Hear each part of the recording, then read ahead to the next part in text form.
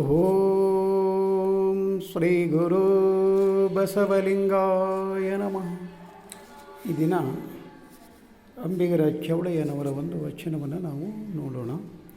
ಮೊಟ್ಟೆ ಪತ್ರೆಯ ತಂದು ಒಟ್ಟಿ ಪೂಜಿಸಿದಡೇನು ಮನ ಶುದ್ಧವಿಲ್ಲದನ್ನಕ್ಕನ.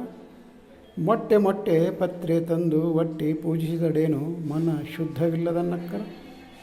ಮನ ಮಗ್ನವಾಗಿ ಶಿವ ಧ್ಯಾನದಲ್ಲಿ ಕೂಡಿ ಒಂದೇ ದಳ ಧರಿಸಿದರೆ ಶಿವನು ಒಲಿಯನೆ. ಮನ ಮಗ್ನವಾಗಿ ಶಿವ ಧ್ಯಾನದಲ್ಲಿ ಕೂಡಿ ಒಂದೇ ದಳ ಧರಿಸಿದರೆ ಶಿವನು ಒಲಿಯನೆ. ಇಂತು ಪೂಜೆ ಮಾಡುವುದಕ್ಕಿಂತಲೂ ಅದೇ ತೊಪ್ಪಲನ್ನು ಕುದಿಸಿ ಪಾಕವ ಮಾಡಿ ಆ ಲಿಂಗವು ತೃಪ್ತಿಯಾಯಿತು.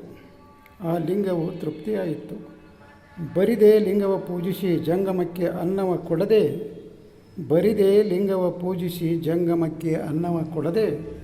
ಲಿಂಗದ ಮುಖದಲ್ಲಿ ಜಂಗಮವು ಎಂದು ತಿಳಿಯದೆ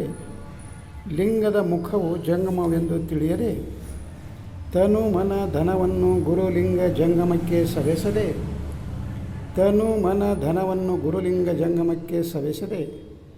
ಬಾಗಿಲಿಗೆ ಕಾವಲಿಕ್ಕಿ ಹೆಂಡಿರು ಮಕ್ಕಳು ಕೂಡಿಕೊಂಡು ತನ್ನ ತಾನೇ ತಿಂಬುವ ನೀಚರ ಹೊಲೆಯರ ಮುಖವ ಸವರಿ ಮೆಣಸಿನ ಹಿಟ್ಟು ತುಪ್ಪವ ತುಂಬಿ ಪಡಿಹಾರಿ ಉತ್ತಣ್ಣಂಗಳ ಪಾದುಕೆಯಿಂದ ಹೊಡೆಯೆಂದಾತ ನಮ್ಮ ಅಂಬಿಗರ ಚೌಡಯ್ಯ ನಿಜ ಶರಣನು. ಪಡಿಹಾರಿ ಉತ್ತಣ್ಣಂಗಳ ಪಾದುಕೆಯಿಂದ ಹೊಡೆಯೆಂದಾತ ನಮ್ಮ ಅಂಬಿಗರ ಚೌಡಯ್ಯ ನಿಜ ಶರಣನು. ಇದು ಮತ್ತೆ ಇಲ್ಲಿ ಅಂಬಿಗರ ಚೌಡಯ್ಯನವರು ಒಂದು ವಚನ ಏನು ಹೇಳ್ತಿದ್ರೆ ಅಂದ್ರೆ, ಕೇವಲ ಒಂದು ಪೂಜೆಯಲ್ಲಿ ತೊಡ್ಕೊಳ್ಬಾರ್ದು, ಅದು ಒಂದು ವೈಭವದ ಪೂಜೆ ಆಗಬಾರ್ದು, ಒಂದು ಆಡಂಬರದ ಪೂಜೆ ಆಗಬಾರ್ದು, ಮತ್ತು ಒಂದು ದುಂದು ವೆಚ್ಚದ ಪೂಜೆ ಆಗಬಾರ್ದು. ಅಲ್ಲಿ ಪೂಜೆ ಒಂದು ಸಾಂಕೇತಿಕವಾಗಿರಬೇಕು. ಮತ್ತು ಈ ಗುರು ಜಂಗಮಕ್ಕೆ ಅಂದರೆ ಅಲ್ಲಿ ಗುರುವಿಗೆ ತನವನ್ನು, ಲಿಂಗಕ್ಕೆ ಮನವನ್ನು, ಧನವನ್ನು ಜಂಗಮಕ್ಕೆ ಸವಿಸಬೇಕಂದ್ರೆ ಒಂದು ಸಮಾಜಕ್ಕೆ ಸವಿಸಬೇಕು ಅನ್ನೋದನ್ನು ಇಲ್ಲಿ ಅಂಬಿಗರ ಚೌಡಯ್ಯನವರು ಮತ್ತೆ ಇಲ್ಲಿ ಪ್ರಸ್ತುತಪಡಿಸ್ತಾ ಇದ್ದಾರೆ. ಅವರು ಮೊಟ್ಟೆ ಪತ್ರೆಯ ತಂದು ಒಟ್ಟಿ ಪೂಜಿಸಿದಡೆ ಮನ ಶುದ್ಧವಿಲ್ಲದನ್ನಕ್ಕ. ಅಂದರೆ ಸಾಮಾನ್ಯವಾಗಿ ಸಾವಿರಾರು ರೂಪಾಯಿ ಖರ್ಚು ಮಾಡಿ ಹೂ ತಂದು ಅದನ್ನು ಅಲ್ಲೇ ಪೂಜೆ ಮಾಡಿ ಆ ಪೂಜೆ ವೈಭವವನ್ನು ಎಲ್ಲರಿಗೆ ತೋರಿಸಿ ಆಡಂಬರವನ್ನು ಜನ ಮೆಚ್ಚಲಿ ಅಂಥೇಳಿ. ಆದರೆ ಆ ಪೂಜೆಯೊಳಗೆ ತನ್ನ ಮನಸ್ಸೇ ಇರೋದಿಲ್ಲ. ಅದು ಮತ್ತು ಆ ಪೂಜೆಯೊಳಗೆ ಯಾರನ್ನೋ ಕರ್ಕೊಂಬಂದು ಅಲ್ಲಿ ಪೂಜೆ ಮಾಡಿಸ್ತಿರ್ತಾರೆ. ಪುರೋಹಿತರನ್ನು, ಪೂಜಾರಿಗಳನ್ನು ಕರೆಸಿ ಅಲ್ಲಿ ದೊಡ್ಡ ರೊಕ್ಕ ಖರ್ಚು ಮಾಡಿ ಅಲ್ಲಿ ಪೂಜೆ ಮಾಡಿಸ್ತಿರ್ತಾರೆ. ಆದರೆ ತನ್ನ ಮನ ಅಲ್ಲಿ ತೊಡಗಿರೋದಿಲ್ಲ. ಅಲ್ಲಿ ತೊಡಗಿದೆ ಪೂಜೆ ಮೊಟ್ಟೆ ತಂದು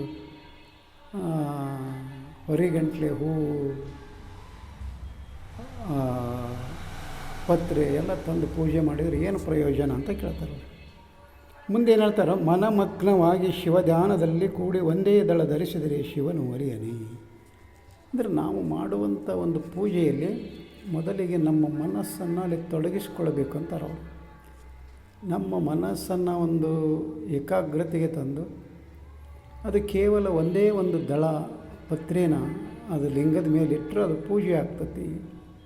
ಮುಖ್ಯವಾಗಿ ಇಲ್ಲಿ ಶರಣರು ಹೇಳೋದೇನೆಂದ್ರೆ, ಯಾರ್ದೋ ಕಡೆಯಿಂದ ಪೂಜೆ ಮಾಡಿಸಿ ತನ್ನ ಮನ ಎಲ್ಲೆಲ್ಲೋ ಹರಿಸೋ ಬದಲು ಕೇವಲ ಒಂದೇ ದಳ ಪತ್ರೆಯನ್ನು ಏರಿಸಿ ಅಲ್ಲಿ ಮನಸ್ಸನ್ನು ತೊಡಗಿಸಿಕೊಂಡದ್ದು ಅಂದರೆ ನಿಜವಾದ ಪೂಜೆ ಅನ್ನೋದನ್ನು ಇಲ್ಲಿ ಶರಣರು ಹೇಳ್ತಿದ್ದಾರೆ. ಹಾಗೆ ಮುಂದೆ ಏನು ಹೇಳ್ತಾರೆ ಅವರು, ಹಾಗೆ ಮೊಟ್ಟೆ ತಂದು ಪೂಜೆ ಮಾಡೋದಕ್ಕಿಂತಲೂ ಅದೇ ತೊಪ್ಪಲನ್ನು ಕುದಿಸಿ ಪಾಕವ ಮಾಡಿದರೆ ಅದು ಲಿಂಗ ತೃಪ್ತಿಯಾಗಿತ್ತು. ಅಲ್ಲೇನು ಹೂವಿಗೆ ಪತ್ರೆಗೆ ದುಡ್ಡು ಖರ್ಚು ಮಾಡ್ತಾರಲ್ಲ, ಅದನ್ನೇ ಅದೇ ಹಣದಲ್ಲಿ ಒಂದು ಆಹಾರ ಧಾನ್ಯವನ್ನು ತಂದು ಅಲ್ಲಿ ಒಂದು ಪಾಕವ ಮಾಡಿದರೆ ಅದು ಲಿಂಗ ತೃಪ್ತಿ ಆಗ್ತತಿ ಅಂತ ಹೇಳ್ತಾರೆ. ಹಾಗೆ ಮುಂದೇನು ಹೇಳ್ತಾರೆ, ಬರಿದೆ ಲಿಂಗವ ಪೂಜಿಸಿ ಜಂಗಮಕ್ಕೆ ಅನ್ನವ ಕೊಡದಿದ್ದರೆ. ಅಲ್ಲಿ ಕೇವಲ ಒಂದು ಲಿಂಗವನ್ನು ಪೂಜೆ ಮಾಡಿ ಮಾಡಿ ಮಾಡಿ ಅಲ್ಲಿ ಜಂಗಮಕ್ಕೆ ಅಂದರೆ ಸಮಾಜಕ್ಕೆ ಒಂದು ದಾಸೋಹವನ್ನು ಮಾಡದೇ ಹೋದರೆ ಮತ್ತು ಲಿಂಗದ ಮುಖ ಜಂಗಮವೆಂದು ತಿಳಿಬೇಕು ಅಂತ. ಅಲ್ಲಿ ಲಿಂಗ ಅದು ಊಟ ಮಾಡೋದಿಲ್ಲ, ಪ್ರಸಾದ ಮಾಡೋದಿಲ್ಲ, ಆದರೆ ಅಲ್ಲಿ ಒಂದು ಸಾಂಕೇತಿಕ ಪೂಜೆಯನ್ನು ಮಾಡಿ ಮತ್ತೆ ಅಲ್ಲಿ ನಾವು ಏನು ಮಾಡಬೇಕು ಅಂತಾರೆ ಅವರು ಶರಣರು, ದಾಸೋಹ ಮಾಡಬೇಕು ಅನ್ನೋದನ್ನು ಹೇಳ್ತಾರೆ. ಅಲ್ಲಿ ಗುರು ಬಸವಣ್ಣನವರು ಒಂದು ಕಡೆ ಹೇಳ್ತಾರೆ, ಕನ್ನಡಿಯ ನೋಡುವ ಅಣ್ಣಗಳಿರ ಜಂಗಮವ ನೋಡಿರಿ. ಅಂದರೆ ಕೇವಲ ಒಂದು ಪೂಜೆಯಲ್ಲಿ ತೊಡಗಿಕೊಂಡಂಥವರು ಸ್ವಲ್ಪ ಸಮಾಜದ ಕಡೆಗೆ ನೋಡ್ರಿ ಅನ್ನೋದನ್ನು ಇಲ್ಲಿ ಗುರು ಬಸವಣ್ಣನವರು ಹೇಳುವ ಹಾಗೆ ಇಲ್ಲಿ ಮುಂದೆ ಏನು ಹೇಳ್ತಾರೆ, ತನು ಮನ ಧನ ಗುರುಲಿಂಗ ಜಂಗಮಕ್ಕೆ ಸವೆಸದೆ. ಅಲ್ಲಿ ತನುವನ್ನು ಗುರುವಿನ ಸೇವೆಗೆ ಸಲ್ಲಿಸಬೇಕು, ಮನವನ್ನು ಲಿಂಗ ಪೂಜೆಯಲ್ಲಿ ತೊಡಗಿಸ್ಬೇಕು, ಧನವನ್ನು ಈ ಸಮಾಜಕ್ಕೆ ವಿನಿಯೋಗ ಮಾಡಬೇಕು ದಾಸೋಹಕ್ಕಾಗಿ ಅಂತ ಹೇಳಿ ಇಲ್ಲಿ ಶರಣರು ಹೇಳ್ತಾರೆ. ಹಾಗೆ ಇವುಗಳನ್ನೆಲ್ಲ ಮಾಡದೆ ಈಗೇನು ತನುಮನ ಧನವನ್ನು ಅಲ್ಲಿ ಗುರುಲಿಂಗ ಜಂಗಮಕ್ಕೆ ಅರ್ಪಿಸದೆ ಮನೆಯ ಬಾಗಿಲಿಗೆ ಕಾವಲೆ ನಿಕ್ಕಿ ಅಲ್ಲಿ ಒಂದು ಮನೆಗೆ ಕದ ಹಾಕ್ಕೊಂಡು ಯಾರು ಬರ್ತಾರೆ ನಾನು ನೋಡು ಅಂತ ಹೇಳಿ ಅಲ್ಲಿ ಯಾರೊಬ್ಬರು ಕಾಯಕ್ಕಿಟ್ಟು ಮತ್ತು ಅಲ್ಲಿ ಹೆಂಡಿರು ಮಕ್ಕಳ ಕೂಡಿಕೊಂಡು ತನ್ನ ತಾನೇ ತಿಂಬುವ ನೀಚ ಹೊಲೆಯರ ಮೂಗ ಸವರಿ.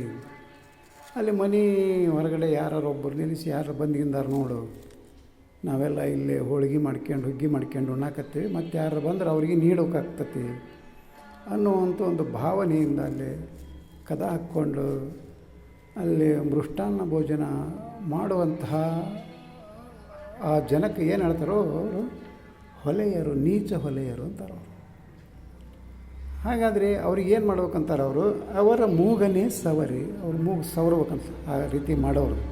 ಮತ್ತು ಮೆಣಸಿನ ಹಿಟ್ಟು ತುಪ್ಪವ ತುಂಬಿ ಮತ್ತು ಮೂಗು ಸವರಿ ಮತ್ತು ಅದರ ಮೇಲೆ ಮೆಣಸಿನ ಹಿಟ್ಟು ಹಾಕಿ ಮತ್ತು ಮೇಲೆ ತುಪ್ಪ ಹಾಕ್ಬೇಕಂತ.